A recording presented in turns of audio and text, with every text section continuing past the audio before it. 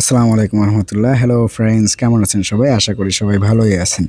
আজকে আপনাদের সাথে যেই ভিডিওটা নিয়ে কথা বলবো যেই বাইকটা নিয়ে কথা বলবো, এই বাইকটা হচ্ছে বাংলাদেশের আলোচিত এবং সমালোচিত একটি বাইক। বাইকটি হচ্ছে টিভিএস অ্যাপাচি আরটিআর। তো আমি আজকে আসলে যেই মডেলটা নিয়ে আসছি সেটা হচ্ছে টিভিএস অ্যাপাচি আরটিআর এর 4B'র যে এক্স কানেক্ট মডেলটা আছে এই মডেলটা। তো যে বিষয়গুলো নিয়ে আমি আসলে আপনাদের সাথে কথা বলতে চাই সেটা হচ্ছে মূলত বাইকটা আসলে কাদের জন্য ভালো বা কাদের জন্য খারাপ এমন একটা বিষয় নিয়ে। তো চলুন বেশি দেরি না করে মূল টপিকে চলে যাওয়া যাক। বাইকটি মূলত আসলে বাংলাদেশে সবথেকে বেশি যে কারণে সমালোচিত সেটা হচ্ছে ছাপরি টাইপের বাইক, এই ধরনের একটা কমেন্ট মানুষ করে থাকে।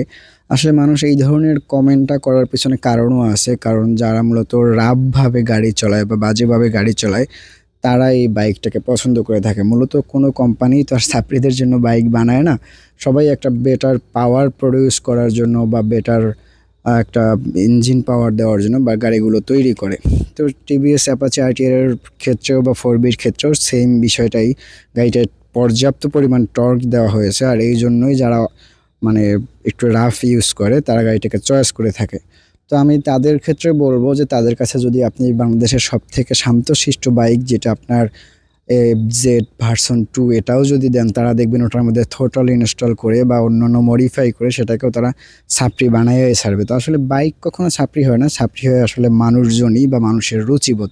তাদের কাছে আপনি যে কোনো মডেলের গাড়ি দিলেই তারা দেখবেন সেটাকে আপনার একটা বাজে মডিফাই করে বা সেটায় থ্রোটল লাগিয়ে বা এমনভাবে ড্রাইভ করবে, তাতে আমার মনে হয় যে তাদের কাছে যদি আপনি 80 গাড়িও দেন তারাও সেটারও আপনার সেম অবস্থা করে থাকবে। তো এক্ষেত্রে আমি বলতে চাইবো যে আসলে বাইকের কোনো দোষ না, দোষ হচ্ছে মানুষের বা রাইডারের। তো এটা আসলে আমার কাছে সবথেকে পজিটিভ যেটা মনে হচ্ছে, আমি এই মডেলটাও আপনার প্রায় ৮,০০০ কিলো মতো চালিয়েছি। এর আগে অন্য আরও একটা 4B আমি অনেকদিন ইউজ করেছি। আমার কাছে বাইকটা ৳২,০০,০০০ বাজেটের মধ্যে বেস্ট একটা বাইক মনে হয়েছে বা সেরা একটা বাইকই মনে হয়েছে। কারণ আমি এটা থেকে কখনো আপনার বাজে সার্ভিস পাইনি। তাতে আমি এটা নিয়ে সাজেক বলেন বা চট্টগ্রামে বলেন, এছাড়া আপনার সিলেট, জাফলং এরকম অনেকগুলো ট্যুরে দিয়েছি। প্রায় ৩-৪টা ট্যুর দেওয়া হয়ে গিয়েছে। আমার কাছে কখনো এটা বেটার সার্ভিস ছাড়া খারাপ কোনো সার্ভিস দেয়নি। সবসময় আমাকে ভালো সার্ভিসই দিয়েছে এবং আমি কখনো বলতে পারবো না এমন যে আমি মানে গাড়িটা স্লিপ করেছে বা অন্যান্য যেসব ঝামেলা থাকে অনেক কিছুর, এই ধরনের কোনো ঝামেলা আমি এখন পর্যন্ত পড়িনি এটা নিয়ে।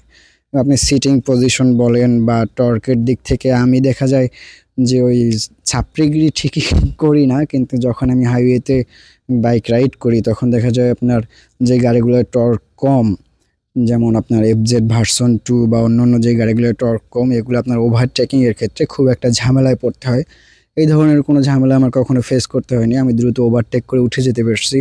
এছাড়া আপনার টপ স্পিড দেখা যায় হাইওয়েতে বর্তমান সময়ে আপনার ঢাকা চট্টগ্রাম রোডে বা অন্য আপনার লং রুটে যারা যাতায়াত করেন, এরা বরাবরই দেখবেন যে আপনার হাইওয়েতে একটা বাস ট্রাকও আপনার ১০০ প্লাস বা ১২০-৩০ এ রাইড করে বা চালায়। তো এই অবস্থায় আপনি যদি আপনার টর্ক ছাড়া বা স্পিড কম ওঠে এরকম একটা বাইক নিয়ে রাইড করেন, তো সেক্ষেত্রে আপনাকে অনেক ঝামেলায় পড়তে হবে, যেটা আমার এই বাইকটা নিয়ে কখনো পড়তে হয়নি। তাছাড়া আরও একটা বিষয় হচ্ছে আপনি যখন লোকালে গাড়ি চালাবেন, সেটা যে গাড়িই হোক না কেন, হোক আপনার এই 4B বা অন্য কোনো গাড়ি, সেক্ষেত্রে আপনি অবশ্যই চেষ্টা করবেন আপনার চারিপাশের অবস্থার বিবেচনা করে সেইভাবে নম্রভদ্রভাবে বা গাড়ি চালানোর। যখন আপনি বাজারঘাটে গাড়ি চালাবেন তখন আউলি-বাউলি দিয়ে এভাবে ওভাবে না চালিয়ে শান্তশিষ্টভাবে গাড়ি চালানোর।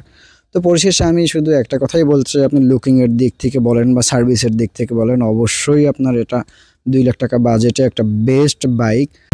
আর নেগেটিভের মধ্যে আমার কাছে আরেকটু যেটা মনে হয়েছে সেটা হচ্ছে আপনার গাড়িটার মাইলেজ। দেখা যায় অধিকাংশ গাড়িতে একটু মাইলেজটা ড্রপ করে, হয়তোবা ৩৫ এর নিচে অনেকে পেয়ে থাকবেন। কিন্তু আমি দেখা যায় যেহেতু আমি টাইম টু টাইম মোবিল পাল্টাই বা মেইনটেন্যান্সটা ঠিকভাবে করি, তো সেক্ষেত্রে আমি ৩৯-৪০ এরকম অ্যাভারেজ পেয়ে যাই। তো এটা আসলে রাইডিংয়ের উপরেও অনেকটা নির্ভর করে। আপনারাও চেষ্টা করবেন গাড়ির মেইনটেন্যান্স ঠিকভাবে করার জন্য, যাতে আপনার মাইলেজটাও অন্তত সুন্দর থাকে। পরিশেষে আমি আসলে একটা কথাই বলতে চাই, সেটা হচ্ছে আপনি যে গাড়িই চালান না কেন, তাতে আপনি 4B চালান বা অন্যান্য যে কোনো গাড়িই চালান না কেন, আপনার জীবনের থেকে সামান্য সময় বাইক চালানোর আনন্দটা কখনোই বড় না। তো সেক্ষেত্রে আপনি অবশ্যই সুন্দরভাবে রাইড করার চেষ্টা করবেন যাতে আপনার কোনো দুর্ঘটনা না ঘটে বা আপনার জন্য আপনার পরিবার কখনো একটা শোকের মধ্যে না পড়ে যায় বা কোনো অ্যাক্সিডেন্ট না হয়। তো আজকের ভিডিওটা এই পর্যন্তই ছিল, আবার দেখা হয়ে যাবে পরবর্তী কোনো ভিডিওতে। সে পর্যন্ত সবাই ভালোই থাকবেন, সুস্থ থাকবেন। আসসালামু আলাইকুম রহমতুল্লাহ।